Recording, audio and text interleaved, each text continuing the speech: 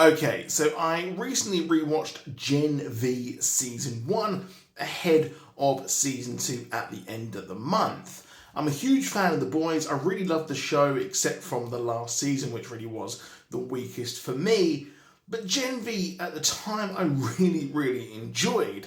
We'd come off the high of The Boys Season 3, which was the best season, and this was a great look into the world building of Vought and the Boys' world. I didn't enjoy it as much in the second season because a lot of the twists and the surprises I already knew, but I thought it was a real good, serviceable story with some great characters. Each one of the characters are really good, and it was really interesting to see the world of the Boys' Vought and all that from the viewpoint of the Supes, and it had a very interesting mystery and story and kind of take on that world where the heroes themselves are even screwed over by Vought, who are the evil capitalist corporation who created all of these Supes and control everything.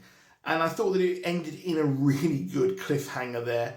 I'm interested to see where it goes, because a lot of the plot lines of these people being kind of shown as the bad guys, that's going to be interesting, especially with Homelander's storyline of him leading the Supes, trying to have the Supe supremacy, so to speak, which follows the kind of final part of the comics. I think that that is going to be very curious as a fan of the source material.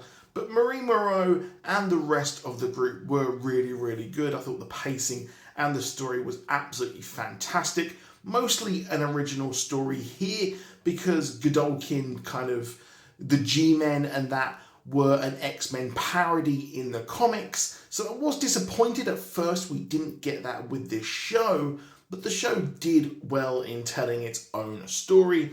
But I think that having an X-Men parody would have been really funny, especially with the X-Men ramping up to be added into the MCU proper. Well, that is a shame, but I'm excited for Season 2. I hope they don't just give us a cheap reveal, kind of quickly undo last season, but let me know what you think down below. I'll see you soon, and goodbye.